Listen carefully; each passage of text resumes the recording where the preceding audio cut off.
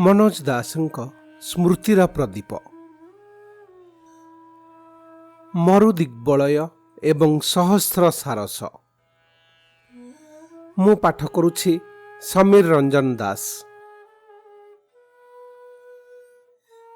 ସୂର୍ଯ୍ୟାସ୍ତର ଆଭା ଯେମିତି ଏକ ଆଦିଗନ୍ତ ଢେଉ ବନିଯାଇ ଧୀରେ ଧୀରେ ଅଜ୍ଞାତ ଅଭିମୁଖେ ଥିଲା ଅପସୂର୍ଯ୍ୟମାନ।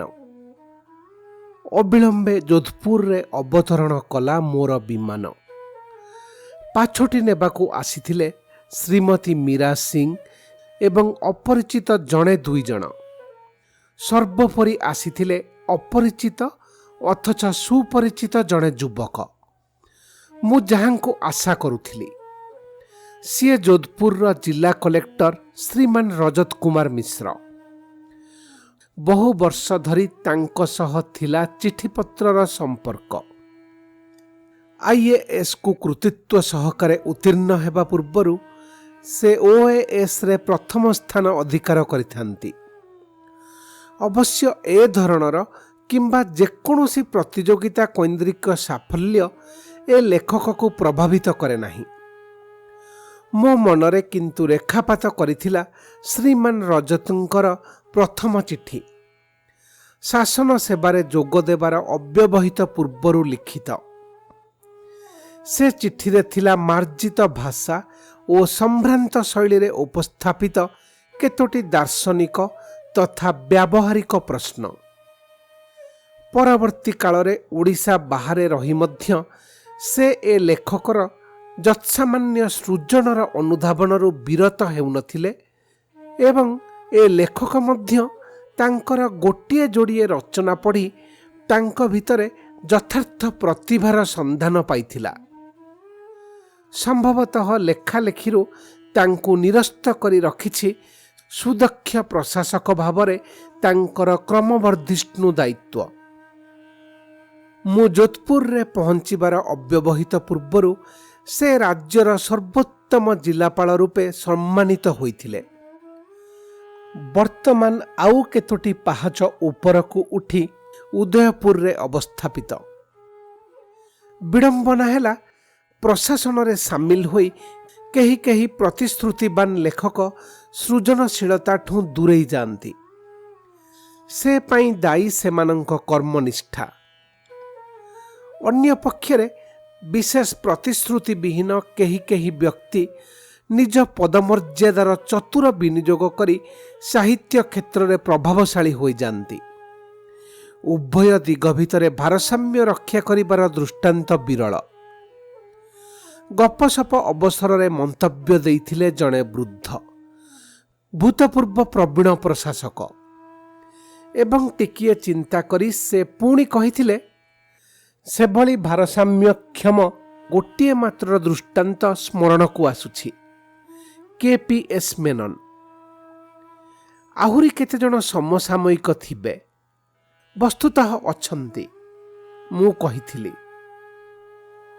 ଏଥର ମୁଁ ଯାଇଥିଲି ବିଶ୍ୱବିଦ୍ୟାଳୟର ଅତିଥି ହୋଇ, କିନ୍ତୁ ସେମାନଙ୍କ ବ୍ୟବସ୍ଥାକୁ ବାତିଲ କରିଦେଇ ରଜତବାବୁ ମୋ ରହିବାର ବ୍ୟବସ୍ଥା କରିଥିଲେ ଏକ ଉତ୍ତମ ହୋଟେଲର ସର୍ବୋଚ୍ଚ ମହଲାରେ, ଯେଉଁଠାରୁ ସାରା ସହର ଏବଂ ସହର ସେପାରି ବିସ୍ତୃତ ଥର୍ ମରୁଭୂମି ଏବଂ ଆରାବଳୀ ପର୍ବତ ଶ୍ରେଣୀର କିୟଦଂଶ ମଧ୍ୟ ଦୃଷ୍ଟିଗୋଚର ହୋଇପାରିବ। ଆମ ବିଶ୍ୱବିଦ୍ୟାଳୟ ଅତିଥି ଭବନର ବ୍ୟବସ୍ଥା କିଛି ମନ୍ଦ ନଥିଲା ଯେ, ମୋତେ ଶଙ୍ଖୋଳିବାକୁ ଆସିଥିବା ରେଜିଷ୍ଟ୍ରାର ମହୋଦୟ କହୁଥିଲେ, କିନ୍ତୁ ତାଙ୍କୁ ଚୁପ୍ କରିଦେଲେ ଜଣେ ଅଧ୍ୟାପକ। କାହିଁକି ସେ କଥା କହୁଛ ବନ୍ଧୁ? ଏଭଳି ସୁଟ୍, ଏଠାକାର ପରିଚର୍ଯ୍ୟା, ସବୁଠୁ ବଡ଼ କଥା ଏଠାରୁ ପୁରୁଣା ପ୍ରାସାଦ ସମେତ ରାଜସ୍ଥାନର ଯେଉଁ ବୁନିୟାଦ ଆମ ଅତିଥି ଦେଖିପାରିବେ, ତମ ଅତିଥି ଭବନରେ ରହିଥିଲେ ସେଇଟା ସମ୍ଭବପର ହୋଇଥାନ୍ତା। ଆମେ ତ ସକାଳେ ଠିକ୍ ସମୟରେ କପେ ଚାହା ଦେଇପାରନ୍ତୁ କି ନାହିଁ ଠିକ୍ ନାହିଁ। କାହିଁକି ଠିକ୍ ନାହିଁ? ରାଜସ୍ଥାନୀ ପରିଚାରକମାନେ ଏଯାବତ୍ ଭାରତର ଅନ୍ୟ ଯେକୌଣସି ରାଜ୍ୟର ପରିଚାରକ ତୁଳନାରେ ଅଧିକ ବିନୟୀ, ଅଧିକ କର୍ମଠ। ତା ଛଡ଼ା ମୁଁ ନିଜେ ସେମାନଙ୍କୁ ତାଗଦା କରିଦେଇଥାନ୍ତି। କହିଲେ ରେଜିଷ୍ଟ୍ରାର। ତାଚ୍ଛଲ୍ୟ ସୂଚକ ଅଟ୍ଟହାସ୍ୟ କରି ମୋତେ ଚମକାଇ ଦେଲେ ଅଧ୍ୟାପକ। ସେ କହିଲେ, ଶୁଣ ବନ୍ଧୁ, ତମେ ବା କୁଳପତିଙ୍କ ତାଗଦା ଏବଂ ଜିଲ୍ଲାପାଳଙ୍କ ତାଗଦା ଭିତରେ ଆକାଶ ପାତାଳ ଫରକ। ଦିନ ଥିଲା ଲୋକେ କୁଳପତି ଆସନ ଆଗରେ ମୁଣ୍ଡ ନତ କରୁଥିଲେ। ଆଜି ନ କହିବା ଭଲ। କିନ୍ତୁ ଜିଲ୍ଲା କଲେକ୍ଟର, ବିଶେଷତଃ ଯୋଧପୁରର ଜିଲ୍ଲା କଲେକ୍ଟର ଆଜି ବେଶ କିଛି ମାତ୍ରାରେ ମହାରାଜାଙ୍କ ସ୍ଥାନ ନେଇଯାଇଛନ୍ତି ରାଜ୍ୟଶାସନର ଅବସାନ ପରେ।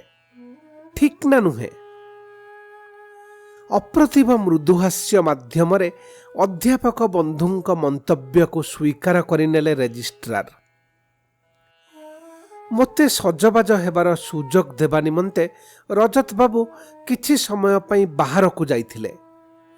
ରାଜତନ୍ତ୍ର ଯୁଗର ପ୍ରଶସ୍ତ ଉଦ୍ୟାନ ବଳୟିତ କୋଠା ଜିଲ୍ଲାପାଳଙ୍କ ଭବନ। ତହିଁ ରଜତ ବାବୁଙ୍କ ପିତାମାତା ଏବଂ ପତ୍ନୀ ଶ୍ରୀମତୀ ଶିବାନୀଙ୍କ ଗହଣରେ ନୈଶାହାର ବ୍ୟବସ୍ଥା। ରଜତ ବାବୁ ଆସିଯାନ୍ତେ ରେଜିଷ୍ଟ୍ରାର ଅଧ୍ୟାପକ ସଂଳାପ ଆପାତତଃ ସ୍ଥଗିତ ହେଲା। ଆପଣଙ୍କୁ ଆମର ଏ କୋଠିରେ ରଖାଇଥିଲେ ଆପଣଙ୍କର ସବୁ ପ୍ରକାର ତତ୍ତ୍ୱ ନେବାର ସନ୍ତୋଷ ଆମକୁ ମିଳିଥାନ୍ତା। କିନ୍ତୁ ହୁଏତ ଆପଣ ଏକୁଟିଆ ରହିବାକୁ ପସନ୍ଦ କରିବେ। ହୁଏତ ପ୍ରଭାତରେ ହୋଟେଲଟିର ସୁଉଚ୍ଚ ମହଲାରୁ ଆପଣ ଏ ପ୍ରାଚୀନ ରାଠୋର ରାଜପୁତ ନଗରୀର ଦୃଶ୍ୟ ଉପରେ ମନୋନିବେଶ କରିପାରିଲେ ଖୁସି ହେବେ। ଏହି ଧାରଣା ଯୋଗୁଁ ଆପଣଙ୍କୁ ବ୍ୟକ୍ତିଗତ ଆତିଥ୍ୟ ଦେବାର ସୁଯୋଗରୁ ନିଜକୁ ବଞ୍ଚିତ ରଖିଲି। ତାଙ୍କ ବସାରେ ନୈଶାହାର ଅନ୍ତେ ହୋଟେଲରେ ଛାଡ଼ିଯିବା ବେଳେ ରଜତ ବାବୁ କହିଲେ, ଆପଣ ଥିବା ଯାଏ ଏ ସର୍ବୋଚ୍ଚ ମହଲାରେ ଆଉ କେହି ରହିବେ ନାହିଁ। ଏହା ଥିଲା ସେଦିନ ପାଇଁ ରଜତ ବାବୁଙ୍କ ବିଦାୟ ବାର୍ତ୍ତା। ସେ ରଖିଦେଇ ଗଲେ ରାଜସ୍ଥାନ ତଥା ନିର୍ଦ୍ଦିଷ୍ଟ ଭାବରେ ଯୋଧପୁର ଉପରେ ସୁଦୃଶ୍ୟ କେତେ ଖଣ୍ଡି ବହି। ପରେ ପରେ ଯୋଧପୁରର ତଥା ରାଜବଂଶର ଇତିହାସ ସମ୍ବଳିତ ବହିଟିଏ ଦେଇଗଲେ ଶ୍ରୀମତୀ ମୀରା ସିଂ। ସେ ସ୍ଥାନୀୟ ଶ୍ରୀଅରବିନ୍ଦ କେନ୍ଦ୍ରର ସମ୍ପାଦକ ତଥା ମହାରାଜାଙ୍କ ସମ୍ପର୍କୀୟ ଭାଇ ମହେନ୍ଦ୍ର ସିଂଙ୍କ ପତ୍ନୀ।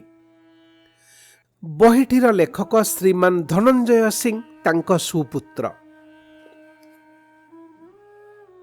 ବହିଟିର ପୃଷ୍ଠା କେତୋଟି ଓଲଟାଇ ରଖିଦେବି ଭାବିଥିଲି, କିନ୍ତୁ ସମ୍ଭବ ହେଲା ନାହିଁ। କଦବା ଲୋମହର୍ଷକ, କଦବା ନାଟକୀୟ, କଦବା ଦୁଃଖଦ, କଦବା ହାସ୍ୟକର, ଚିତ୍ତାକର୍ଷକ ଭାଷା ଓ ଭଙ୍ଗୀରେ ବର୍ଣ୍ଣିତ ସେ ଘଟଣାବଳୀ ମୋ ମନ ଧ୍ୟାନକୁ ଆୟତ୍ତ କରି ରଖିଲା କେତେ ରାତି ଯାଏ ମନେ ନାହିଁ। ପଢ଼ୁଁ ପଢ଼ୁଁ ଶୋଇ ପଡ଼ିଥିଲି। ଉଷା କାଳରେ କୋଠରୀ ବାହାରକୁ ଆସିବା ମାତ୍ରେ ଗତ ରାତିର ରଜତ ବାବୁଙ୍କ ବକ୍ତବ୍ୟ ଆହୁରି ଅଧିକ ଯଥାର୍ଥ ମନେ ହେଲା।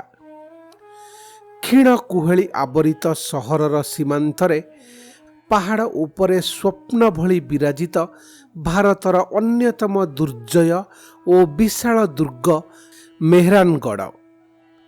ଦୁର୍ଗ, ତାର ପ୍ରତିଷ୍ଠାତା ରାଓ ଯୋଦ୍ଧା, ରାତିରେ ପଠିତ ରାଠୋର ରାଜବଂଶର କୃତି ଓ ଦୁଷ୍କୃତିର ଚିତ୍ର ସବୁ ଜୀବନ୍ତ ହୋଇ ଉଠିଲେ ଦିଗ୍ବଳୟରେ ଅଙ୍କିତ ସେହି ରେଖାଚିତ୍ର ଭିତରେ। ଯୋଧପୁର ମାରୱାର ରାଜ୍ୟର ରାଜଧାନୀ। ମାରୱାର ଶବ୍ଦର ଅର୍ଥ ଯେ ମୃତ୍ୟୁପୁରୀ ତାହା ଜାଣିନଥିଲି। ମରୁଭୂମି କବଳିତ ଏ ମୁଲକରେ ବସବାସ କରିବା ମୃତ୍ୟୁକୁ ଆଦରି ନେବା ପ୍ରାୟ ବୋଲି ବିଶ୍ୱାସକୁ ଭାଙ୍ଗି ଦେଇ ପାରିଥିଲେ ଶତ୍ରୁ କବଳରୁ ଅଳ୍ପେକେ ଆତ୍ମରକ୍ଷା କରି ଚିତ୍ତୋରରୁ ପଳାଇ ଆସିଥିବା ରାଜପୁତ୍ର ରାଓ ଯୋଦ୍ଧା। ସହରର ନାମ ବହନ କରେ ତାଙ୍କରି ସ୍ମୃତି। ମେହରାନଗଡ଼ ତାଙ୍କର ପ୍ରତିଷ୍ଠିତ ଦୁର୍ଗ। ଏହା 15ଶ ଶତାବ୍ଦୀର ଇତିହାସ। ରାଜ୍ୟ ଓ ରାଜଧାନୀ ହାସଲ ହେବା ପରେ ରାଜାଙ୍କ ଅଭିଷେକ ହେବା କଥା। ରାଓ ଯୋଦ୍ଧାଙ୍କ ପିତା ରାଣୀମଲ ଥିଲେ ଚତୁର୍ଦ୍ଦଶ ରାଠୋର ରାଜା। ପରମ୍ପରା ଅନୁସାରେ ତାଙ୍କ ଜ୍ୟେଷ୍ଠ ପୁତ୍ର ଅକ୍ଷୟ ରାଜସିଂହାସନାରୂଢ଼ ହେବା ବିଧି। କିନ୍ତୁ ସେ ସ୍ୱୟଂ ତାଙ୍କ ବୀର ଅନୁଜଙ୍କୁ ରାଜଗାଦିରେ ବସାଇ ତାଙ୍କ କପାଳରେ ରାଜତିଳକ ଲଗାଇଦେଲେ। ନିଜେ ରହିଲେ ଯାଇ ବାଗ୍ରି ନାମକ ଗ୍ରାମରେ ଜଣେ ଅମାତ୍ୟ ଠାକୁର ରୂପେ। ସୃଷ୍ଟି ହେଲା ଏକ ପରମ୍ପରା। ପ୍ରତି ପୁରୁଷର ନୂଆ ରାଜାଙ୍କ କପାଳରେ ରାଜତିଳକ ଲଗାଇ ଦେବା ନିମନ୍ତେ ବାଗ୍ରି ଗ୍ରାମରୁ ଆସନ୍ତି ଅକ୍ଷୟ ରାଜଙ୍କ ବଂଶଧର ଠାକୁର। ରାଓଯୋଦ୍ଧା ନିଜ ଦୁର୍ଗ ନିର୍ମାଣ ପାଇଁ ଯେଉଁ ପାହାଡ଼କୁ ଭିତ୍ତି ରୂପେ ମନୋନୀତ କଲେ ତାର ନାମ ଚିଡ଼ିଆଟଙ୍କ ବା ପକ୍ଷୀଚଞ୍ଚୁ। ସେ ପାହାଡ଼ ଉପରର ବଣବୁଦା ଅସଂଖ୍ୟ ପକ୍ଷୀଙ୍କ ସାମ୍ରାଜ୍ୟ ବୋଲି ସଭିଏଁ ଜାଣିଥିଲେ। କିନ୍ତୁ ରାଓଯୋଦ୍ଧା ଜାଣିନଥିଲେ ଅଥବା ଜାଣି ମଧ୍ୟ ଭୁଲି ଯାଇଥିଲେ ଯେ ସେ ପକ୍ଷୀଙ୍କ ଗହଣରେ ଗୋଟାଏ ଗୁମ୍ଫାରେ ରହୁଥିଲେ ଜଣେ ସାଧୁ। ନାମ ତାଙ୍କର ଚିଡ଼ିଆନାଥ। ରାଜା ସାଧୁଙ୍କ ଅନୁମତି ନ ନେଇ ଗଛଲତା କଟାକଟି ଆରମ୍ଭ କରିଦିଅନ୍ତେ। ସାଧୁ ସ୍ଥାନ ଛାଡ଼ି ଚାଲିଯିବା ବେଳେ ଅଭିଶାପ ଦେଇଗଲେ, ରାଓଯୋଦ୍ଧା, ତୋ ପରିବାର ଏଠି ପାଣି ବିନା ଛଟପଟ ହେବ। ବହୁ ବର୍ଷ ଯାଏ ଅଭିଶାପଟି କାର୍ଯ୍ୟକାରୀ ଥିଲା। ହୁଏତ ଅନୁତପ୍ତ ରାଜାଙ୍କ ପ୍ରାର୍ଥନାରେ ପୁରାଣର ଋଷିମାନଙ୍କ ଭଳି ସାଧୁ ଅଭିଶାପଟିକୁ ସମୟ ସୀମାବଦ୍ଧ କରିଥିଲେ। କିନ୍ତୁ ଦୁର୍ଗର ଭିତ୍ତି ସ୍ଥାପନ ଅନୁଷ୍ଠାନର ଆରମ୍ଭରେ ଜଣେ ପୁରୁଷ ସ୍ୱ ଇଚ୍ଛାରେ ଜୀବନ୍ତ ସମାଧିସ୍ଥ ହେବା ଚାହି। ସ୍ୱ ଇଚ୍ଛାରେ? ବଡ଼ ବିଷମ ସର୍ତ୍ତ। କିନ୍ତୁ ସେ ଭୂମିକା ତୁଲାଇବା ନିମନ୍ତେ ବାହାରି ପଡ଼ିଲେ ଜଣେ ରାଜପୁତ। ଆଜି ଯାଏ ସେ ସ୍ୱେଚ୍ଛା ପ୍ରବୃତ୍ତ ବଳିଙ୍କ ବଂଶଧରମାନେ ରାଜଦତ୍ତ ଭୂସମ୍ପତ୍ତି ଭୋଗ କରି ଆସୁଛନ୍ତି। ମହେନ୍ଦ୍ର ସିଂ ହିଁ ଦୁର୍ଗର ମହାନିର୍ଦ୍ଦେଶକ। ଅଚିରେ ସେ ଏବଂ ମୀରା ଦେବୀ ମୋତେ ସେ ବିଶାଳ ପ୍ରତିଷ୍ଠାନ ଦେଖାଇବା ନିମନ୍ତେ ନେଇଗଲେ। ଦୁର୍ଗର ପ୍ରବେଶ ତୋରଣ ପାର୍ଶ୍ୱବର୍ତ୍ତୀ ପ୍ରାଚୀର ଗାତ୍ରରେ ରହିଛି କେତୋଟି କୁନି କୁନି ପାପୁଲିର ଛାପ। ଯୁଦ୍ଧରେ ସ୍ୱାମୀମାନେ ନିହତ ହେବା ଅନ୍ତେ ଚିତାରେ ନିଜ ନିଜକୁ ବିସର୍ଜନ ଦେବା ନିମନ୍ତେ ଗଲାବେଳେ ଏ ଛାପ ରଖିଯାଇଥିଲେ ରାଜବଧୂବର୍ଗ। ଅନ୍ତରଙ୍ଗ ଭାରତରେ ପ୍ରଥମ ଯୋଧପୁର ଦର୍ଶନ ବେଳର ଅଭିଜ୍ଞତା ଲିପିବଦ୍ଧ କଲାବେଳେ ଏକଥା ଲେଖିଛି। ଆଜି ଦେଖୁଥିଲି ଦୁର୍ଗର ବହୁ ଅଳ୍ପଜ୍ଞାତ ସ୍ଥଳ। ଦୁର୍ଗର ଖୋଦ୍ ମହାନିର୍ଦ୍ଦେଶକ ଯେହେତୁ ମୋର ଦିଗ୍ଦର୍ଶକ। କେତେ ଗୌରବ ଓ କଳଙ୍କର ସ୍ମୃତି ବହନ କରେ ଏ ଦୁର୍ଗ। ଯୋଧପୁର ରାଜବଂଶ ଏକାଧିକ ଥର ମୋଗଲ ସମ୍ରାଟମାନଙ୍କୁ କନ୍ୟାଦାନ କରିଛନ୍ତି। ଯୁକ୍ତି, ଏହା ଦୁଇ ରାଜପରିବାର ମଧ୍ୟରେ ସମ୍ପର୍କ। ଏଠି ଜାତି ଧର୍ମର ପ୍ରଶ୍ନ ନାହିଁ। କିନ୍ତୁ ମେବାର ଭଳି ସ୍ୱାଭିମାନୀ ରାଜପୁତ ରାଜାମାନଙ୍କ ଆଗରେ ସେମାନେ ଅପଦସ୍ଥ ହୋଇଛନ୍ତି। ବୈବାହିକ ସମ୍ପର୍କ ସତ୍ତ୍ୱେ ଯୋଧପୁରର ରାଜାମାନେ କିନ୍ତୁ ମୋଗଲମାନଙ୍କ ଅନ୍ତରଙ୍ଗ ହୋଇ ରହିପାରିନଥିଲେ। ଶାହାଜାହାନଙ୍କ ସମୟର କଥା। ଯୋଧପୁରର ରାଜା କୁମାର ଅମର ସିଂ ତାଙ୍କର ଖୁବ୍ ପ୍ରିୟ ପାତ୍ର ହୋଇପାରିଥାନ୍ତି। ଫଳରେ ମୋଗଲ ଦରବାରର ବହୁ ଅମାତ୍ୟ ତାଙ୍କୁ ଈର୍ଷ୍ୟା କରୁଥାନ୍ତି। ଦିନେ ଅମର ସିଂ ଶାହାଜାହାନଙ୍କ ତଲବ ସତ୍ତ୍ୱେ ଦରବାରକୁ ଆସିଲେ ନାହିଁ। ପରଦିନ ସେ ଆସିବା ମାତ୍ରେ ଶାହାଜାହାନଙ୍କ ମନ୍ତ୍ରୀ ସଲାବତ ଖାଁ ତାଙ୍କୁ କୈଫିୟତ ମାଗନ୍ତେ ସେ କହିଲେ, କୈଫିୟତ ଦେବାକୁ ହେଲେ ଦେବୀ ଖୋଦ୍ ସମ୍ରାଟଙ୍କୁ, ତାଙ୍କ ଚାକରଙ୍କୁ ନୁହେଁ। ମନ୍ତ୍ରୀ ରୂଢ଼ ଭାବରେ କହିଲେ, ଆଗେ ମୋତେ ହିଁ କୈଫିୟତ ଦେବାକୁ ହେବ। ଆରେ ଭୂତ, କୈଫିୟତ ଦେବାକୁ ହେବ? ମୋ କୈଫିୟତ ତ ମୋ କଟି ଦେଶରେ କୋଷବଦ୍ଧ ହୋଇ ରହିଛି। ତାକୁ କୋଷମୁକ୍ତ କରିବାକୁ ପଡ଼ିବ। ନିଜ ତରବାରୀ ଉପରେ ହାତ ରଖି ପ୍ରଶ୍ନ କଲେ ଅମର ସିଂ। ଶାହାଜାହାନ ପାଖରେ ଥାନ୍ତି। ସଲାବତ ଖାଁ ଭୀତ ହେବା ସତ୍ତ୍ୱେ ସମ୍ରାଟ ପାଖରେ ଥିବା ଯୋଗୁଁ ସାହସ ସଞ୍ଚୟ କରି କହିଲେ, ସମ୍ରାଟଙ୍କ ସାମ୍ନାରେ ଚିତ୍କାର କରି କଥା କହୁଛୁ କିପରି ଜାନୁଆର? ତରବାରୀ ତତ୍କ୍ଷଣାତ୍ କୋଷମୁକ୍ତ ହେଲା। ସଲାବତ ଖାଁର ମୁଣ୍ଡ ଗଡ଼ି ଗଡ଼ି ଯାଇ ଶାହାଜାହାନଙ୍କ ପାଦ ପାଖରେ ପହଞ୍ଚିଯିବାରୁ ସେ ପାଟି କରି ଉଠିଲେ। ଅମର ସିଂଙ୍କୁ ସେତେବେଳେ ଆୟତ୍ତ କରିଛି ଏକ ଦୁର୍ବାର ପ୍ରତିଶୋଧ ପରାୟଣତା। ହୁଏତ ମୋଗଲ ପାଖରେ ବଶ୍ୟତା ସ୍ୱୀକାର ଜନିତ ଗ୍ଳାନିବୋଧ। ସେ ତରବାରୀ ଉଞ୍ଚାଇ ଶାହାଜାହାନଙ୍କୁ ଆକ୍ରମଣ କଲେ। ସମ୍ରାଟ ନିହାତି ଅଣସମ୍ରାଟିକ ଆର୍ତ୍ତନାଦ କରି ଖସି ପଳାଇଲେ।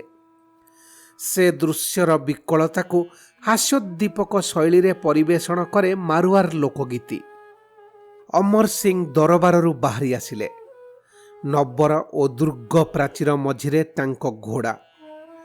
ସେ ଘୋଡ଼ା ଚଢ଼ିବା ବେଳକୁ ପ୍ରାଚୀର ଦ୍ୱାର ବନ୍ଦ କରି ଦିଆଗଲା। ପ୍ରଶସ୍ତ ପାହାଚ ଉପର ଦେଇ ସେ ଘୋଡ଼ା ନେଇଗଲେ ଛାତ ଉପରକୁ। ସେଠାରେ ତାଙ୍କୁ କାବୁ କରିବାକୁ ସୈନ୍ୟମାନେ ପହଞ୍ଚି ଯାଆନ୍ତେ ସେ ଘୋଡ଼ା ସହ ତଳକୁ ଲମ୍ଫ ଦେଲେ। ଘୋଡ଼ା ମରିଗଲା, କିନ୍ତୁ ସେ ଦୌଡ଼ି ଦୌଡ଼ି ଯାଇ ନିଜ ଶିବିରରେ ପହଞ୍ଚିଗଲେ। ପ୍ରକୃତିସ୍ଥ ହେବା ପରେ ଶାହାଜାହାନ ଦୂତ ପଠାଇଲେ। ସମ୍ରାଟଙ୍କ ବକ୍ତବ୍ୟ ହେଲା, ଯାହା ହେବାର ହୋଇଗଲା। ସଲାବତ ଖାଁ ମଲା ତ ମଲା, ସେ କଥା ପାସୋରି ଦେବା। ଯଦିଓ ଖୋଦ୍ ସମ୍ରାଟଙ୍କ ଆଗରେ ତାଙ୍କ ପ୍ରଧାନମନ୍ତ୍ରୀଙ୍କ ଶିରଚ୍ଛେଦ ଗୋଟାଏ ପ୍ରୀତିପ୍ରଦ ବ୍ୟାପାର ନୁହେଁ, ତେବେ ସମ୍ରାଟ ସେ ଅବଶୋଷ ଭୁଲିଯିବେ। ଯଦି ତାଙ୍କୁ ମାରିବାକୁ ଉଦ୍ୟତ ହୋଇଥିବା ବାବଦରେ ଅମର ସିଂ କ୍ଷୋଭ ପ୍ରକାଶ କରିବେ। ଅମର ସିଂଙ୍କ କ୍ରୋଧ ଶାନ୍ତ ହୋଇଯାଇଥାଏ। ସେ ମନ୍ଥର ଗତିରେ ଦୁର୍ଗ ଆଡ଼େ ଚାଲିଲେ। ଦୁର୍ଗର ପ୍ରଶସ୍ତ ଦରଜା ବନ୍ଦ ଥାଏ। ପାଖରେ ଛୋଟ ଏକ ପ୍ରବେଶ ନିଷ୍କ୍ରମଣ ପଥ। ଅମର ସିଂ ମୁଣ୍ଡ ତଳକୁ କରି ସେହି ପଥ ଦେଇ ପଶୁଛନ୍ତି, ତାଙ୍କୁ ହତ୍ୟା କରାଗଲା। ଶାହାଜାହାନଙ୍କ ଆଦେଶ, ସେ ଉଦ୍ଧତର ମୃତଦେହ ସେଇଠି ପଡ଼ିଥାଉ, ସତ୍କାର ବିନା ମାଟିରେ ମିଶୁ।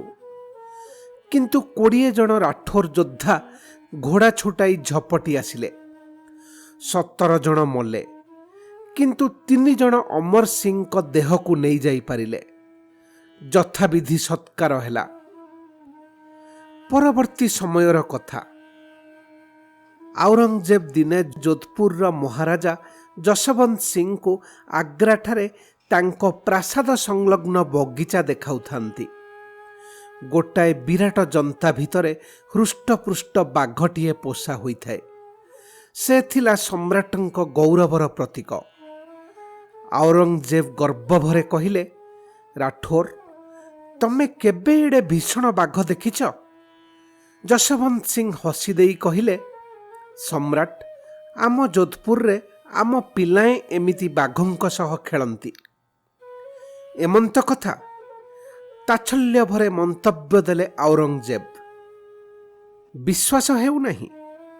ଏହା କହି ଯଶବନ୍ତ ସିଂ ତାଙ୍କ ତରୁଣ ପୁଅ ପୃଥ୍ୱୀ ସିଂଙ୍କୁ ଜନ୍ତାରେ ପଶି ବାଘ ସହ ଯୁଝିବାକୁ ନିର୍ଦ୍ଦେଶ ଦେଲେ।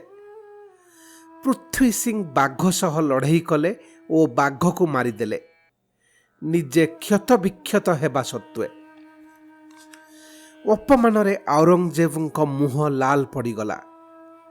କେତେ ବର୍ଷ ପରେ ସୁଯୋଗ ଖୋଜି ସେ ରାଜକୁମାର ପୃଥ୍ୱୀ ସିଂଙ୍କୁ ବିଶ୍ୱାସଘାତକୀୟ ପନ୍ଥାରେ ହତ୍ୟା କରାଇଲେ। 1678ରେ ବାମରୁଡ୍ଠି ଯଶବନ୍ତଙ୍କ ମୃତ୍ୟୁ ବେଳକୁ ପୃଥ୍ୱୀ ସିଂ ନିହତ ହୋଇସାରିଥାନ୍ତି।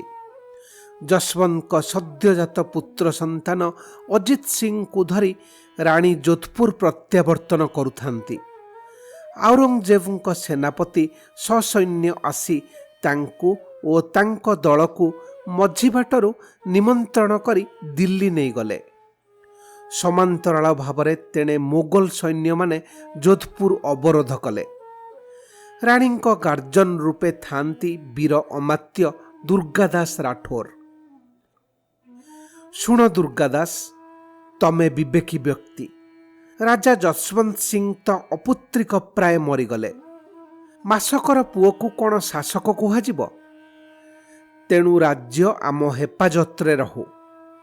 ଶିଶୁ ଅଜିତ ଆମ ଦୁର୍ଗରେ ପ୍ରତିପାଳିତ ହେବେ। ଅବଶ୍ୟ ମୁସଲମାନ ଭାବରେ ହିଁ ନିଜକୁ ଜାଣିବେ। ସେଥିରେ ବା ହାନି ଲାଭ କ'ଣ? ପ୍ରାପ୍ତ ବୟସ୍କ ହେବା ପରେ ତାଙ୍କୁ ରାଜ୍ୟ ଫେରାଇ ଦିଆଯିବ। ଔରଙ୍ଗଜେବଙ୍କ ଏ ପ୍ରସ୍ତାବ ପ୍ରତ୍ୟାଖ୍ୟାନ କଲେ ଦୁର୍ଗାଦାସ। ଫଳରେ ରାଣୀଙ୍କ ଶିବିର ବେଷ୍ଟନ କରି ରହିଲେ ମୋଗଲ ସୈନ୍ୟବାହିନୀ। ଦୁର୍ଗାଦାସ ଗୋପନ ସୂତ୍ରରୁ ବୁଝିଲେ ଯେମିତି ପୃଥ୍ୱୀ ସିଂଙ୍କୁ ଔରଙ୍ଗଜେବ ଦିନେ ଗୋଟାଏ ଭୟଙ୍କର ବିଷାକ୍ତ ପୋଷାକ ପିନ୍ଧାଇ ମାରିଦେଇଥିଲେ, ଅଜିତ ସିଂଙ୍କୁ ବି ସେମିତି ଅନ୍ୟ କୌଣସି ଧରଣର ଛଳନାତ୍ମକ ପନ୍ଥାରେ ମାରିବାକୁ ଉତ୍ସୁକ ସେ ନୃଶଂସ ସମ୍ରାଟ। କୌଣସି ମତେ ଶିଶୁ ରାଜକୁମାରଙ୍କୁ ଅବରୁଦ୍ଧ ଶିବିର ବାହାରକୁ ନେଇଯିବାକୁ ପଡ଼ିବ। କୌଣସି ମତେ ଯୋଧପୁରରେ ପହଞ୍ଚିବା ଚାହିଁ। ଆମେ ଚିତ୍ତୋରଗଡ଼ର ଧାଇ ପାନ୍ନାଙ୍କ କଥା ଜାଣୁ। ଏ କ୍ଷେତ୍ରରେ ମଧ୍ୟ ଅବତୀର୍ଣ୍ଣ ହୋଇଥିଲେ ଅନ୍ୟ ଜଣେ ଧାଇ ପାନ୍ନା। ତାଙ୍କ ନାମ ଗୋରାଧାଇ। ସେ ନିଜ ସନ୍ତାନକୁ ଦୋଳିରେ ଶୁଆଇ ସାପୁଆ କେଳା ଛଦ୍ମବେଶରେ ଥିବା 2 ଜଣ ଅନୁଗତ କର୍ମଚାରୀଙ୍କ ସହ ଅଜିତ ସିଂଙ୍କୁ ଶିବିର ବାହାରକୁ ନେଇଯାଇପାରିଲେ। ମୋଗଲ ଗୁପ୍ତଚରମାନଙ୍କ କାନରେ ପଡ଼ୁଥାଏ ଗୋରାଧାଇଙ୍କ ସନ୍ତାନର କାନ୍ଦ। ଶିବିରରେ ଥିଲା ପ୍ରଚୁର ବାରୁଦ। ତହିଁରେ ଅଗ୍ନି ସଂଯୋଗ କରି ଆତ୍ମାହୁତି ଦେଲେ ରାଜପୁତ ମହିଳାମାନେ। ଗୋରାଧାଇ ଦୂରରେ ଥାଇ ସେ ବିସ୍ଫୋରଣ ଶବ୍ଦ ଶୁଣିଲେ।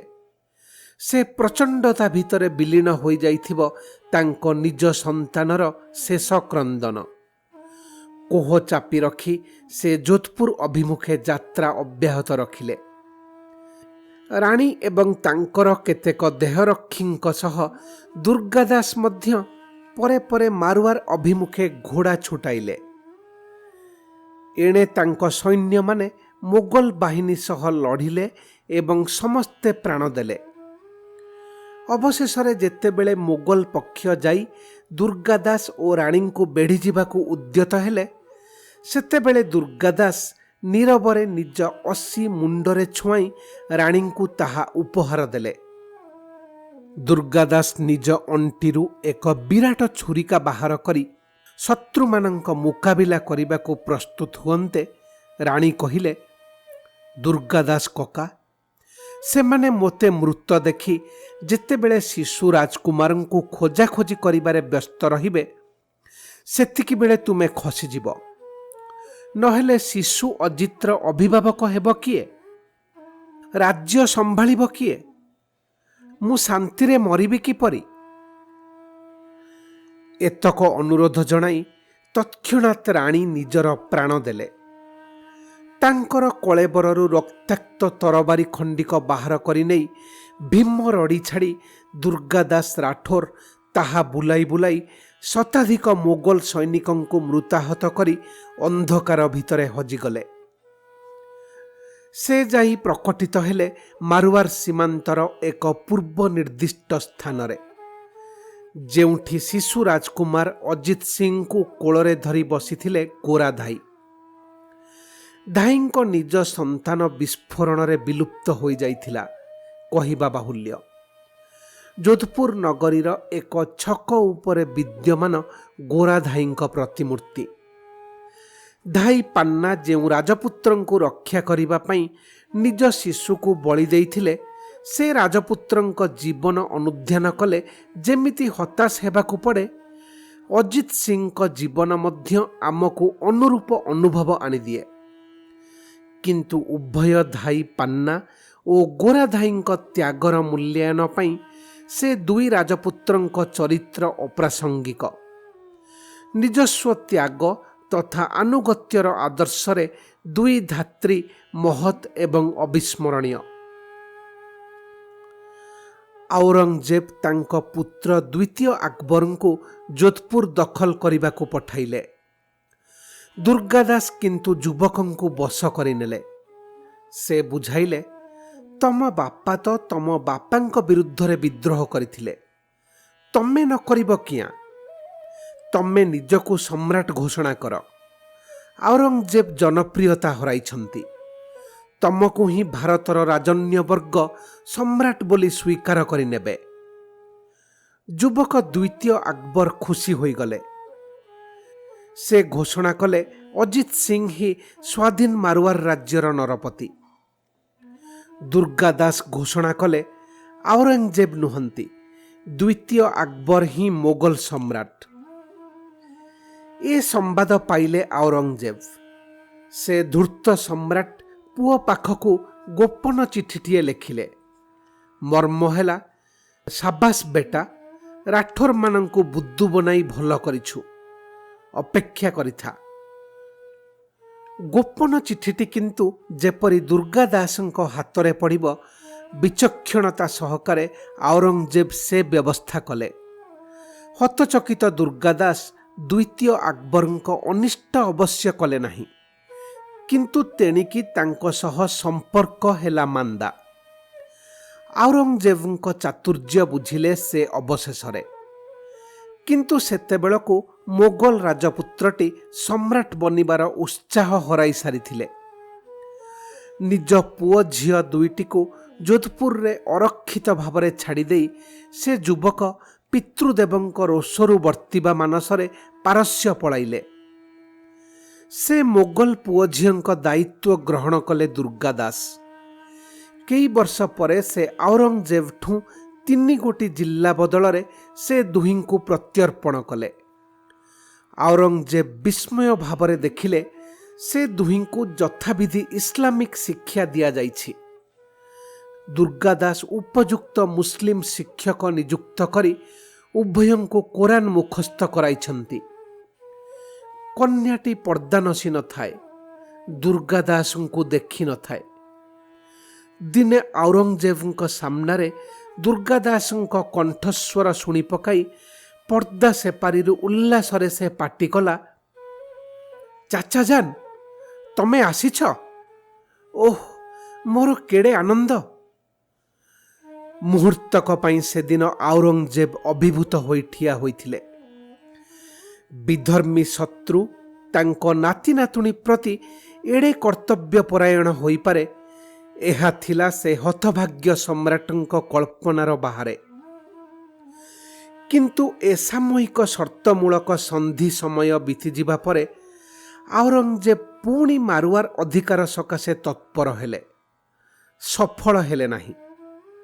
1707 रे मृत्युर अव्यवहित पूर्वरु से तांको जीवनर शेष पत्ररे पुओ आजाम पाखकु लेखिथिले, मूल्यवान जीवन वृथारे बीतीगला। 1 सप्ताह भितरे दुर्गा दास राठौरंको सह तरुण राजा अजित सिंह विपुल आनंद उल्लास भितरे जोधपुर रे प्रवेश कले। गंगा जलरे मेहरान बाग दुर्ग पुनः पवित्र हेबा परे से हेले गादीनसीन। परवर्ती दशंधि भितरे मोगल जुगर से अंतिम अवस्थारे दिल्ली रे तथाकथित सम्राट किए बोलाइब ताहा निरूपण करिबारे प्रमुख भूमिका तुलाइथिले महाराजा अजित सिंह। किंतु ए महाशयंक भितरे कृतज्ञता बोध नथिला। थरे निरंकुश बनिजिबा अंते दुर्गा दासंक प्रति तांकर आचरण हेला भिन्न। क्षुब्ध दुर्गा दास चलीगले उज्जयिनी। सेठारे हेला तांक मृत्यु। सेठारे तांक स्मृतिपूत स्थान अद्यावधि राठौर मानंक आखिरे एक तीर्थ बोली लिखिछन्ति धनंजय सिंह। श्रीमान धनंजयंक बहिरे सद्य पठित एसबु प्रत्येक घटनार स्मृति विजड़ित वस्तु अथवा चित्र संचित रहिछि मेहरानगढ़। पर्वत परी से सुविस्तृत अट्टालिका मालार एक परे एक सुउच्च छात विशिष्ट कोठरी मान देखाइबा अवस्थारे तांक पिता महेंद्र सिंह तांक वर्णना माध्यमरे से सबको आहुरी जीवंत करी थौथांती। दुर्गर मुख्य प्रासाद एक जादुघरे परिणत। जानबाहन, अस्त्रशस्त्र, कलाकृति, खट पलंकर सुसज्जित प्रदर्शनी। अजित सिंह को भाग्यचक्र रे निज अकृतज्ञतार मूल्य देबाकू पड़िला। 1724 मसीहारे एक झड़ रातिरे निज द्वितीय पुत्र बाख्ता सिंह तांको शयन कक्षरे लुचि रहिथिले। ରାଜା ଅନ୍ତଃପୁରକୁ ଆସି ସେଜ ଧରିବା ମାତ୍ରେ ତାଙ୍କୁ ପୁତ୍ରଟି ଚିରନିଦ୍ରା ଭିତରକୁ ଠେଲିଦେଲେ ତରବାରୀ ଯୋଗେ। ପ୍ରଥମ ଦିନ ଜୟନାରାୟଣ ବ୍ୟାସ ବିଶ୍ୱବିଦ୍ୟାଳୟ ସେମିନାର ହଲରେ ମୋର ବକ୍ତୃତା ସଭାରେ ସଭାପତିତ୍ୱ କରିଥିଲେ କୁଳପତି ପ୍ରଫେସର ଏସ୍ ରାଠୋର। ସ୍ଥାନୀୟ ଶ୍ରୀଅରବିନ୍ଦ ସମିତି ଏବଂ ବିଶ୍ୱବିଦ୍ୟାଳୟଙ୍କ ଯୁଗ୍ମ ଆନୁକୂଲ୍ୟରେ ଆୟୋଜିତ ଦ୍ୱିତୀୟ ଦିନର କାର୍ଯ୍ୟକ୍ରମ ଅପେକ୍ଷାକୃତ ବୃହତ୍ତର ପରିସରରେ ଅନୁଷ୍ଠିତ ହେବାର ବ୍ୟବସ୍ଥା ହୋଇଥାଏ। କାରଣ ସମ୍ଭବତଃ ସେଦିନର ସଭାପତି ଶେଷ ରାଠୋର ମହାରାଜା ହିଜ୍ ହାଇନେସ୍ ମହାରାଜା ଦ୍ୱିତୀୟ ଗଜ ସିଂ, ସାଥିରେ ଆସିଥିଲେ ମହାରାଣୀ ହେମଲତା, ପର୍ଦ୍ଦା ପରମ୍ପରାଚ୍ୟୁତ ପ୍ରଥମ ମହାରାଣୀ। ମୁଁ ମହାରାଜାଙ୍କ ସହ ଦିବାହାର ପାଇଁ ରାଜପରିବାରର ଜଣେ ବ୍ୟକ୍ତିଙ୍କ ଘରକୁ ଯିବାକୁ ରାଜି କି ବୋଲି ସେଦିନ ପୂର୍ବାହ୍ନରେ ମୋତେ କେହି ଜଣେ ନମ୍ର ଭାବରେ ପଚାରିଥିଲେ। ରାଜା ନିଜେ ଡାକି ନାହାନ୍ତି, ପୁଣି ତାଙ୍କ ପ୍ରାସାଦରେ ନୁହେଁ ଆଉ ଜଣଙ୍କ ଘରେ ଦିବାହାର। ସେଭଳି ପ୍ରସ୍ତାବରେ ମୁଁ ସମ୍ମତ ହେବାର ଯୁକ୍ତି ନଥିଲା। କିନ୍ତୁ ପ୍ରଥମ ସାକ୍ଷାତ ମାତ୍ରେ ମହାରାଜା ଅଭିଯୋଗ କଲେ, ଆପଣ ଦିବାହାର ପାଇଁ ଆସିଲେ ନାହିଁ। ଆପଣଙ୍କ ବନ୍ଧୁ ଦୁଃଖ କଲେ ଏବଂ ମୁଁ ଠିକ୍ ଭାବରେ ଡାକି ନାହିଁ ବୋଲି ମୋତେ ଦୋଷ ଦେଲେ। ଆପଣ ଆସିଛନ୍ତି ଏବଂ ଆଜି ଏମିତି କାର୍ଯ୍ୟକ୍ରମଟିଏ ରହିଛି। ପୂର୍ବରୁ ଏକଥା ଜାଣିଥିଲେ ସେ ଆଜି ଦିନକ ଏଠି ରହିଯାଇଥାନ୍ତେ ଓ ସଭାକୁ ଆସିଥାନ୍ତେ। ମହାରାଣୀ ଝଲସାଏ ଉଜ୍ଜ୍ୱଳ ହସ ହସି ତାଙ୍କ ସ୍ୱାମୀଙ୍କୁ ଦୋଷ ଦେଲେ। ତମେ ନିଜେ କାହିଁକି ଚିଠିଟିଏ ଲେଖିନଦେଲ? ବର୍ତ୍ତମାନ ସିନା ପରିଚୟ ହେଲା, ଚିଠି ଲେଖିଥାନ୍ତି କିପରି? ସେ ଅମାତ୍ୟ ଜଣକ ତ କହିଲେ ସେ ମନୋଜ ବାବୁଙ୍କୁ ନିଶ୍ଚୟ ନେଇ ଆସିବେ। କରଣ ସିଂ ବି ତ କହିଲେ ସେ ନିମନ୍ତ୍ରଣ କରୁଛନ୍ତି, ଜାଣିଲେ ମନୋଜ ବାବୁ ନିଶ୍ଚୟ ଆସିବେ। ମହାରାଜା କୈଫିୟତ ଦେଲେ। ବନ୍ଧୁ ପ୍ରହେଳିକାର ଅବସାନ ଘଟିଲା। କରଣ ସିଂ ଅବଶ୍ୟ କାଶ୍ମୀର ମହାରାଜା ଭାବରେ ଯୋଧପୁର ମହାରାଜାଙ୍କ ବନ୍ଧୁ, କିନ୍ତୁ ମୁଁ ତାଙ୍କୁ ଶ୍ରଦ୍ଧା ଓ ସମ୍ମାନ କରିଆସିଛି, ବନ୍ଧୁ ଭାବରେ ଦେଖି ନାହିଁ। ମହାରାଜାଙ୍କ ଅମାତ୍ୟ ଦୂତ ତାଙ୍କ ଭାଷାରେ ମୋତେ ଯାହା ସବୁ କହିଲେ ସେଥିରୁ ମୁଁ ପାଠୋଦ୍ଧାର କରିପାରିନଥିଲି। ପ୍ରସଙ୍ଗ ବଦଳିଗଲା। ମହାରାଣୀ ଅତ୍ୟନ୍ତ ଖୁସ୍ ମିଜାଜର ମହିଳା, କିନ୍ତୁ ସଭା ପରେ ଏକତ୍ର ଚାହା ପିଇବା ଅବସରରେ ଗପସପ ଭିତରେ ବୁଝିଲି ସେ ବୁଦ୍ଧିମତୀ ଓ ସାହିତ୍ୟ ତଥା ଦର୍ଶନର ସମଜଦାର।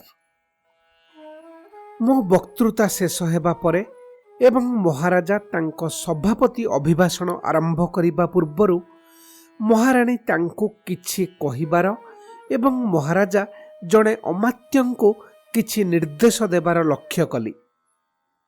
ଘୋଷଣା ହେଲା ମୋତେ ପଗଡ଼ି ପିନ୍ଧିବାକୁ ପଡ଼ିବ। ପରେ ମୋତେ ବୁଝାଇ ଦିଆଗଲା ପଗଡ଼ି ପ୍ରଦାନ ବିଶେଷ ସମ୍ମାନର ସୂଚନା। ରାଠୋରମାନଙ୍କ ସ୍ୱାଭିମାନର ପ୍ରତୀକ ହେଲା ପଗଡ଼ି। ପୁଣି ସେମାନେ ଯେଉଁ ରୀତିରେ ବାନ୍ଧନ୍ତି ତାର ମଧ୍ୟ ବିଶେଷତ୍ୱ ରହିଛି। ଅସହାୟ ଭାବରେ ଦଣ୍ଡାୟମାନ ରହି ସେ ରାଜସମ୍ମାନ ଶିରସ୍ଥ କଲି। ବାନ୍ଧୁଥିଲେ ଜଣେ ବିଶେଷଜ୍ଞ, ନଗରୀର ସମ୍ଭ୍ରାନ୍ତ ବ୍ୟକ୍ତି। ସେ ଶ୍ରଦ୍ଧାପ୍ଲୁତ କର୍ମଟି ପାଇଁ ଅନ୍ତତଃ 5 ମିନିଟ୍ କାଳ ସେ ଥିଲେ ନିମଗ୍ନ ପ୍ରାୟ। ଅନୁଷ୍ଠାନ ଅନ୍ତେ ଅନ୍ୟ ଏକ କକ୍ଷରେ ଚାହା ଜଳଖିଆ ଅବସରରେ ମହାରାଜା ମହାରାଣୀ ନିମନ୍ତ୍ରଣ କଲେ। ମଇଦାନରେ ରାମଲୀଳା ନାଟକ ଅଭିନୀତ ହେବ। ଉଦ୍ଘାଟନ କରିବେ ମହାରାଜା। ମୁଁ ତାଙ୍କ ସହ ଗଲେ ଦୁହେଁ ଖୁସି ହେବେ। ଅଗତ୍ୟା ମୁଁ ଏବଂ ମୀରା ଦେବୀ ଗଲୁ। ମଇଦାନରେ ଭିଡ଼ ଦେଖି ବିସ୍ମିତ ହେବାକୁ ପଡ଼ିଲା। ଅନ୍ତତଃ 10,000 ନରନାରୀ। ମହାରାଜାଙ୍କ ଜୟଧ୍ୱନି ବାତାବରଣକୁ କଲା ମୁଖରିତ। ମହାରାଜା ମହାରାଣୀଙ୍କୁ ଅନେକ ଲୌକିକତାର ପୌରୋହିତ୍ୟ କରିବାକୁ ପଡ଼ିଲା। ସେ ସବୁ ଅନ୍ତେ ଆରମ୍ଭ ହେଲା ମହାରାଜାଙ୍କ ପ୍ରଶସ୍ତି। ଘଣ୍ଟାଏ ଗଲାଣି, ରାମଲୀଳାର ଅୟମାରମ୍ଭର ସୂଚନା ନାହିଁ। ସେ ରାତିରେ ମୀରା ଦେବୀ ଓ ମହେନ୍ଦ୍ର ସିଂଙ୍କ ଘରେ ମୋର ନୈଶାହାର ବ୍ୟବସ୍ଥା। ଖୋଲା ମଇଦାନ, ଶୀତ ନହେଲେ ବି ଶୀତଳ କାକର ବର୍ଷିତ ରାତି। ମୁଁ ଓ ମୀରା ଦେବୀ ଉଠି ପଡ଼ିଲୁ। ମହାରାଣୀ ମଞ୍ଚ ଉପରୁ ଲକ୍ଷ୍ୟ କଲେ, କିନ୍ତୁ ଅବସ୍ଥା ହୃଦୟଙ୍ଗମ କରିବାର ସସ୍ମିତ ସୂଚନା ଦେଲେ। ଏହା 2002 ଅକ୍ଟୋବର ଶେଷ ସପ୍ତାହର କଥା। ରାଠୋରମାନଙ୍କ ପାଇଁ ମାରୱାର ମହାରାଜାଙ୍କ ପ୍ରତୀକାତ୍ମକ ବିଶେଷତ୍ୱ ସେ ଯାଏ କେଡ଼େ ପ୍ରଚଣ୍ଡ ତାହା ଜାଣି ଚମତ୍କୃତ ହୋଇଥିଲି। ଏ ମହାରାଣାଙ୍କ ପିତୃଦେବ ହନୱତ ସିଂ ଏକ କିମ୍ବଦନ୍ତୀରେ ପରିଣତ। ପାକିସ୍ତାନ ସୀମାରେ ଅବସ୍ଥିତ ବୋଲି ଜିନ୍ନା ଯୋଧପୁରକୁ ତାଙ୍କ ଦେଶ ସହ ମିଶାଇ ଦେବାକୁ ପ୍ରବର୍ତ୍ତାଉଥିଲେ। ସର୍ତ୍ତ ପଚାରିଲେ ମହାରାଜା। ଜିନ୍ନା ଖଣ୍ଡିଏ ସାଦା କାଗଜ ଟାଣି ଆଣି ତଳେ ଦସ୍ତଖତ କରିଦେଇ ମହାରାଜା ହନୱତଙ୍କୁ ବଢ଼ାଇ ଦେଇ କହିଥିଲେ, ଆପଣ ହିଁ ସର୍ତ୍ତାବଳୀ ଲେଖନ୍ତୁ। ମହାରାଜା ସମୟ ଚାହିଁଥିଲେ। ପରେ ଅବଶ୍ୟ ବାସ୍ତବତା ହୃଦୟଙ୍ଗମ କରି ସେ ମାଉଣ୍ଟ ବ୍ୟାଟେନଙ୍କ ପରାମର୍ଶ ମାନି ଭାରତ ସହ ମିଶିଗଲେ। କିନ୍ତୁ ଯେଉଁ କଲମରେ ସେ ମିଶ୍ରଣ ଚୁକ୍ତିରେ ଦସ୍ତଖତ କଲେ, ପର ମୁହୂର୍ତ୍ତରେ ସେ କଲମ ଏକ ପିସ୍ତଲ ବନିଗଲା। ପ୍ରବୀଣ ପ୍ରଶାସକ VP ମେନନଙ୍କ ଆଡ଼େ ଲକ୍ଷ୍ୟ କରି ସେ କହିଥିଲେ, ଗୁଳି କରିଦେବି ଯଦି ଭାରତ ସରକାର ମୋର ଲୋକଙ୍କୁ ଦଗା ଦିଏ। 1952 ପ୍ରଥମ ସାଧାରଣ ନିର୍ବାଚନରେ ମହାରାଜା ରାଜ୍ୟବ୍ୟାପୀ ତାଙ୍କ ନିଜ ପ୍ରାର୍ଥୀ ଠିଆ କରାଇଲେ। ପ୍ରାୟ ସବୁଠି ସେମାନେ ଜିତୁଥିଲେ। ମହାରାଜା ନିଜର ଛୋଟ ବିମାନ ନିଜେ ଉଡ଼ାଇ ବିଭିନ୍ନ ନିର୍ବାଚନ ମଣ୍ଡଳୀ ବୁଲି ଆସୁଥିଲେ। କୌଣସି ଅଜ୍ଞାତ କାରଣରୁ ବିମାନଟି ଖସି ପଡ଼ିଲା। ସେଦିନ ଜାନୁଆରୀ 26। ମହାରାଜାଙ୍କ ମୃତ୍ୟୁ ସମ୍ବାଦ ମହାରାଣୀଙ୍କୁ ଜଣାଇ ଦିଆଗଲା ନାହିଁ। କିନ୍ତୁ ସେ ଦେଖିଦେଲେ ରାଜ୍ୟର ପୂର୍ବତନ ସେନାପତି ଧଳା ପଗଡ଼ି ପିନ୍ଧିଛନ୍ତି। ସେଇଟା ଶୋକର ପ୍ରତୀକ। ମହାରାଣୀ ଆର୍ତ୍ତନାଦ କଲେ। ସେତେବେଳକୁ ଗଜ ସିଂ 4 ବର୍ଷର ଶିଶୁ। ଏହି ସେହି ସିଂହାସନ ଯାହା ଉପରେ ବସି ଯୁବରାଜଟିଏ ମହାରାଜରେ ପରିଣତ ହୁଏ। ଅଭିଷେକ ପାଇଁ ଉଦ୍ଦିଷ୍ଟ ସାଧାରଣ ଶିଳାଖଣ୍ଡିକ ପ୍ରତି ମୋର ଦୃଷ୍ଟି ଆକର୍ଷଣ କରିଥିଲେ ମହେନ୍ଦ୍ର ସିଂ। ଏହାରି ଉପରେ ବର୍ତ୍ତମାନ ମହାରାଜାଙ୍କର ବି ଅଭିଷେକ ହୋଇଥିଲା। ଅକ୍ସଫୋର୍ଡ ଶିକ୍ଷିତ ମହାରାଜ ଗଜ ସିଂ ରାଜନୀତି ପ୍ରତି ବୀତସ୍ପୃହ। 1978ର ପ୍ରଥମ ଅଣକଂଗ୍ରେସ ସରକାର ତାଙ୍କୁ ତ୍ରିନିଦାଦ ଓ ଟୋବାଗୋରେ ଭାରତୀୟ ରାଷ୍ଟ୍ରଦୂତ ରୂପେ ଅବସ୍ଥାପିତ କରିଥିଲା। ଶ୍ରୀମତୀ ଗାନ୍ଧୀ କ୍ଷମତାକୁ ପୁନଃ ପ୍ରତ୍ୟାବର୍ତ୍ତନ କରନ୍ତେ ସେ ମଧ୍ୟ ତାଙ୍କ ଆସନ ଛାଡ଼ି ଲେଉଟି ଆସିଲେ। ମହାରାଜାଙ୍କ ପୌରୋହିତ୍ୟରେ ଅନୁଷ୍ଠିତ ସଭାର ପରଦିନ ସକାଳେ ମୀରା ଦେବୀ ମୋତେ କହିଲେ, ମହାରାଜା ମହାରାଣୀଙ୍କ ଅନୁରୋଧ ଆପଣ ତାଙ୍କ ନଅରରେ ରହିବେ ଚାଲନ୍ତୁ। ତାଙ୍କ ନଅର ବୋଇଲେ ଉମାୟତ ଭବନ। ବର୍ତ୍ତମାନ ପୃଥିବୀର ଅନ୍ୟତମ ଶ୍ରେଷ୍ଠ ହୋଟେଲ ଭାବରେ ବିବେଚିତ। ଅବଶ୍ୟ ଗୋଟାଏ ଅଂଶରେ ରାଜପରିବାର ରହନ୍ତି। ରାଜାରାଣୀଙ୍କୁ ଧନ୍ୟବାଦ ଜଣାଇଲି। କିନ୍ତୁ ବାକି ମାତ୍ର 1.5 ଦିନ ପାଇଁ ସେ ରାଜକୀୟ ଶୃଙ୍ଖଳା ଭିତରକୁ ଯିବାକୁ ପ୍ରସ୍ତୁତ ନଥିଲି। ଦିନଟିର ବହୁଳାଂଶ ରଜତ ବାବୁଙ୍କ ସଙ୍ଗେ ଅଦୂର ମରୁଭୂମି ଉପକଣ୍ଠକୁ ଯିବାରେ ବ୍ୟୟ ହେବାର ଯୋଜନା ଥିଲା। ପୂର୍ବାହ୍ନରେ ରଜତ ବାବୁ ଏ ଲେଖକକୁ ମାରୱାରର ଏକ ନିଜସ୍ୱ ଲୋକ ପରମ୍ପରା ସମ୍ପର୍କରେ ଶିକ୍ଷାଦାନ ନିମନ୍ତେ ବ୍ୟବସ୍ଥା କରିଥିଲେ। ଡକା ହୋଇ ଆସିଥିଲେ ଲଙ୍ଗା ଗୋଷ୍ଠୀର ଗାୟକ ଦଳ, ସିନ୍ଧି ସିପାହୀ ନାମଧେୟ କେତେକ ଗ୍ରାମୀଣ ପରିବାର ଏମାନଙ୍କ ପୃଷ୍ଠପୋଷକ। ସିନ୍ଧି ସିପାହୀଙ୍କ ଅବସ୍ଥା ଯେ ସ୍ୱଚ୍ଛଳ ତାହା ନୁହେଁ। ସେମାନେ ମୁଖ୍ୟତଃ ଓଟ, ମେଷ ଓ ଗୋରୁଗାଈ ପାଳନ କରନ୍ତି। ସେମାନଙ୍କ ଅଧୀନରେ ଥାଏ ବର୍ଷା ଅଭାବରୁ ଚାଷ ସକାଶେ ଅନୁପଯୁକ୍ତ ବିସ୍ତୃତ ଚରାଭୂଇଁ। ସେହିମାନଙ୍କ ବିବାହ, ବ୍ରତ, ଶ୍ରାଦ୍ଧ ଇତ୍ୟାଦିରେ ଗାନ କରନ୍ତି ଲଙ୍ଗାମାନେ। ଉଭୟ ସିଦ୍ଧି ସିପାହୀ ଓ ଲଙ୍ଗାମାନେ ଘଟଣା ଚକ୍ରରେ ଔରଙ୍ଗଜେବ ସମୟରେ ଇସଲାମ ଗ୍ରହଣ କରିଥିଲେ, କିନ୍ତୁ ହିନ୍ଦୁ ସଂସ୍କାର ଓ ଆଚାର ବିଚାର ସେମାନେ ଛାଡ଼ି ନାହାନ୍ତି। ବେଶଭୂଷାରେ ସେମାନେ ହିନ୍ଦୁ। କଲେକ୍ଟର କୋଠି ସାମ୍ନା ଉଦ୍ୟାନ ଭିତରେ ସେ ନମ୍ର ଭଦ୍ର ଗାୟକ ଗୋଷ୍ଠୀର ପରିବେଷଣ ଆମକୁ ମୁଗ୍ଧ କରିଥିଲା। ଏକ ପ୍ରକାର ସାରଙ୍ଗୀ ଓ ଢୋଲ ସହଯୋଗେ ସେମାନେ ବୋଲିଥାନ୍ତି ସେମାନଙ୍କ ନିଜସ୍ୱ ପରମ୍ପରାରେ ବିକଶିତ ବିଶେଷ ଧରଣର ଶାସ୍ତ୍ରୀୟ ରାଗରାଗିଣୀ। ଜଣାଶୁଣା ରାଗରାଗିଣୀର ନାମ, କିନ୍ତୁ ଶୈଳୀ ଭିନ୍ନ। ବିବାହ ପାଇଁ ଅଥବା ପ୍ରବାସୀ ପ୍ରେମିକର ପ୍ରତ୍ୟାବର୍ତ୍ତନ ଉପଲକ୍ଷେ ରଚିତ ଗୀତ ସବୁ ଯେପରି ମଧୁର, ହିନ୍ଦୁ ରୀତିର ଭକ୍ତି ସଙ୍ଗୀତ ସବୁ ସେହିପରି ପ୍ରଭାବଶାଳୀ।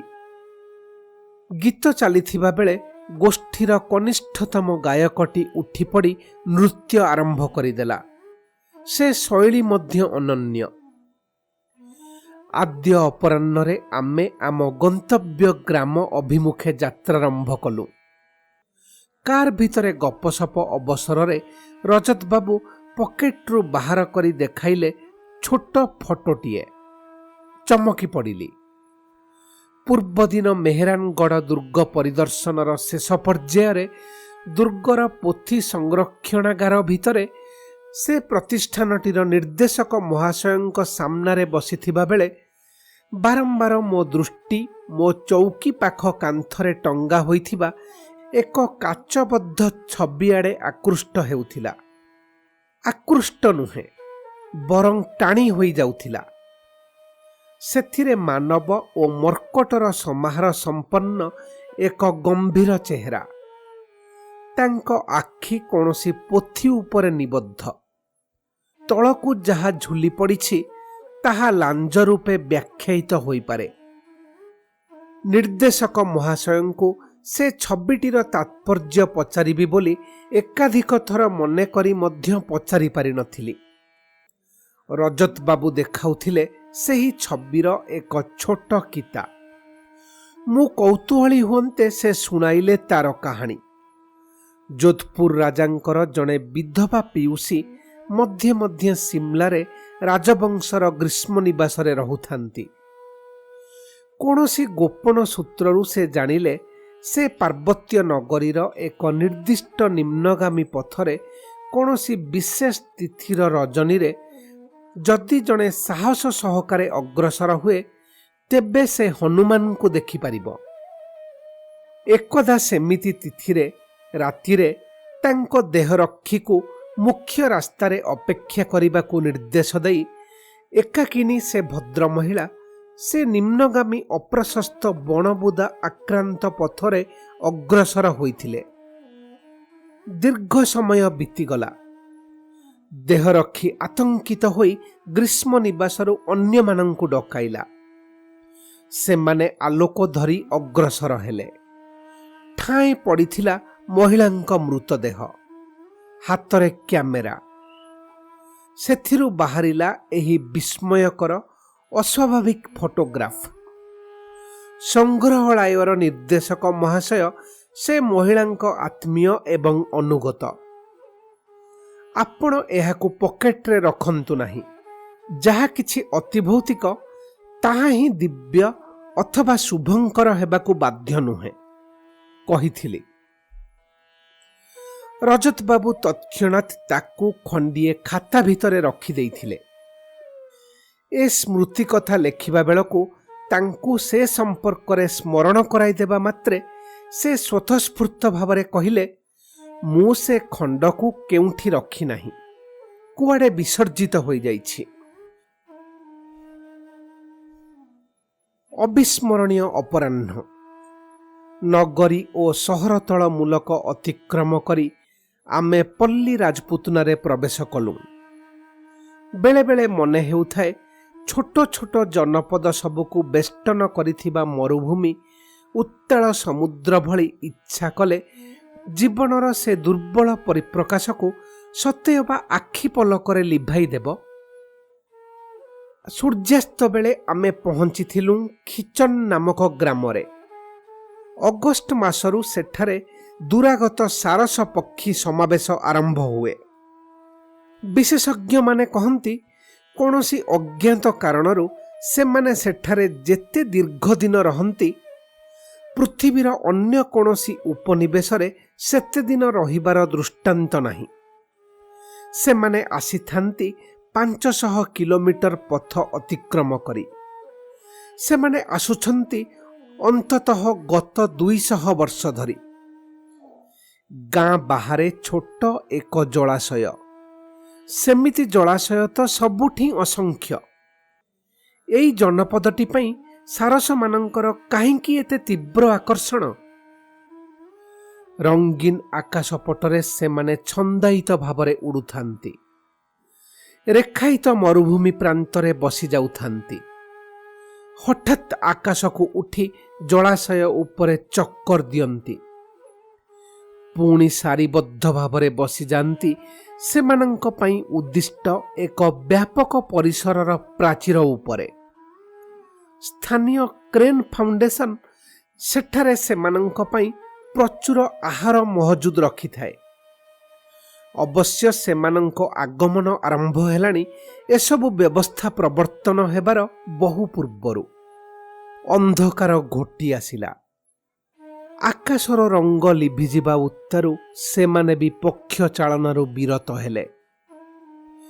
तथापि जोड़िए पक्षीमाଳ जेपरी अंधारर हेतु अन्वेषण सकाशे मेघमाला भेदिबाकू उद्यत हेउथांती। प्रायतः नीरवरे आमे प्रत्यावर्तन कला बेले मने हेउथाए जेमिति सहस्र सारस आम सह गतिशील अदृश्य भावरे